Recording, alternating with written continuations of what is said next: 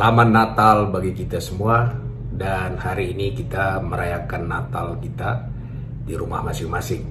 Dan kami sekeluarga mengucapkan selamat Natal. Dan juga semua staf PLM, semua kita mengucapkan selamat Natal dimanapun berada hari ini. Kebetulan saya sama Pak Yusa masih di Bali. Kemarin menghadiri pernikahan adik Pak Yusa. Mari kita berdoa. Bapa yang baik, dalam perayaan Natal ini kami mendengarkan firman-Mu, bicaralah kepada kami. Kami berdoa dalam nama Tuhan Yesus. Amin. Saat ini sayang kita belajar dalam Matius pasal 14 ayat 22 dan ayat 27. Dikatakan di sana begini. Setelah itu Yesus segera memerintahkan murid-muridnya naik ke perahu dan mendahulinya ke seberang. Sementara itu ia menyuruh orang banyak pulang. Kalau kita lihat, Yesus memerintahkan murid-muridnya ke seberang. Ingat, ini perintah Tuhan. Jadi dalam pemikiran murid-muridnya, Yesus yang perintahkan, semua aman. Tapi apa yang terjadi? Pada ayat 24 dikatakan, perahu murid-muridnya sudah berapa mil jauhnya dari pantai dan diombang-ambingkan gelombang karena angin sakal. Tuhan tidak bilang kepada mereka akan ada angin sakal. Jadi mereka ini adalah penurut perintah Tuhan. Tuhan bilang ke seberang, mereka ke seberang.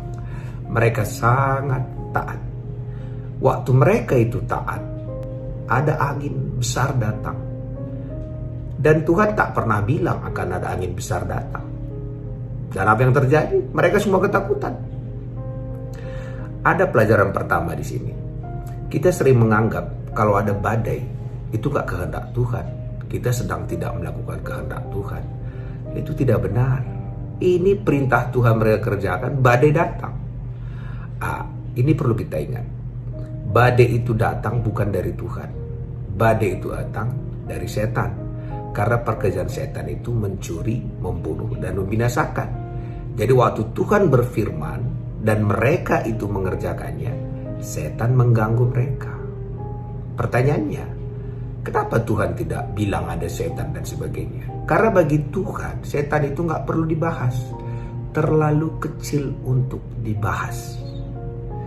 Jadi kalau kita suruh orang, oke, pergi ke seberang, angin, terlalu kecil untuk dibahas. Maka Tuhan bilang, lagian firman Tuhan itu jauh lebih hebat dari setan manapun, dari gelombang manapun.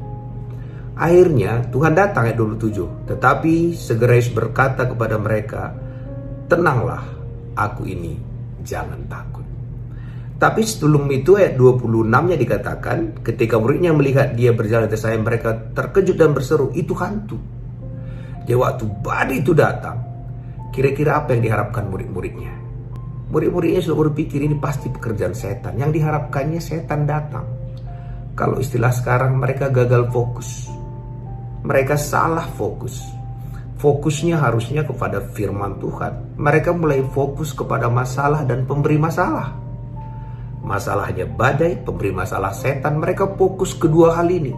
Mereka ketakutan. Jadi waktu Yesus pun datang, mereka bilang itu hantu. Kita perlu percaya, kalau Tuhan memerintahkan, Tuhan bertanggung jawab. Tuhan sudah memerintahkan kita hidup. Dia yang memberikan kita hidup. Dia yang menentukan kita hidup. Dia yang memberikan napas kehidupan sampai hari ini. Artinya apa? Tuhan akan bertanggung jawab penuh atas perintahnya. Ini sudah akhir tahun. Percayalah, tahun depan pun Tuhan akan menyertai kita.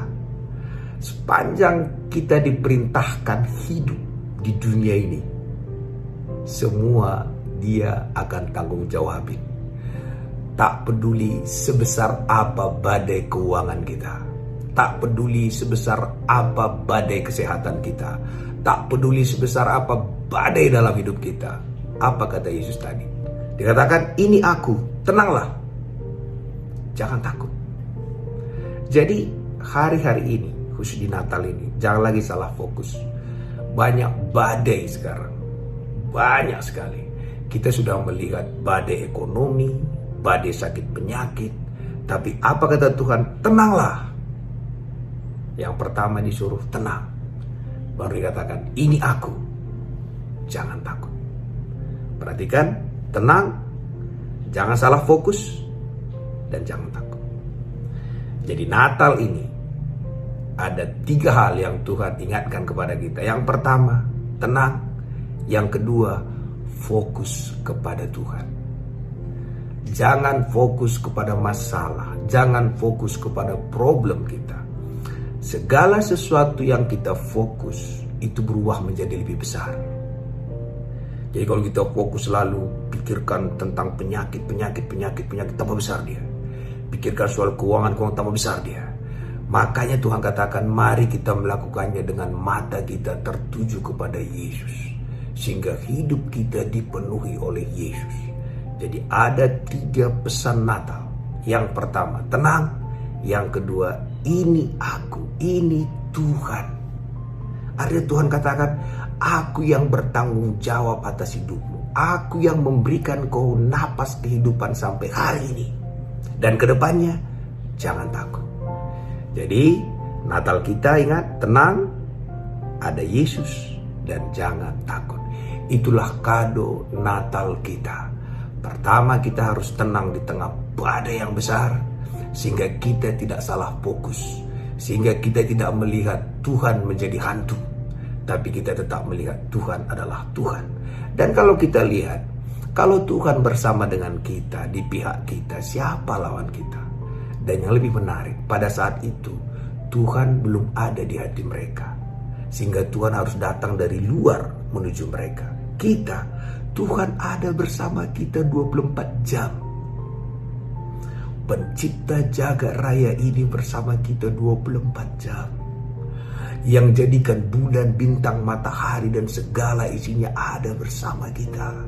Karena itu jangan takut, ada Tuhan. Tenang. Kita akan melewati setiap badai kehidupan.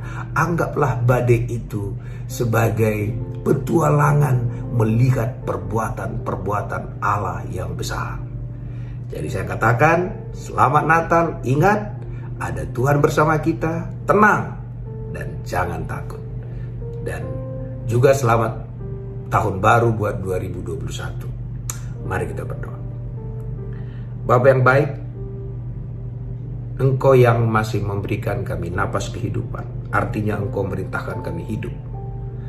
Maka apapun terjadi dalam kehidupan ini, kami bisa tenang, karena Engkau yang menjamin, dan kami tidak perlu takut. Berkati kami semua, inilah kado Natal kami, yaitu Engkau ada dalam hidup kami. Terpuji nama-Mu Tuhan. Amin.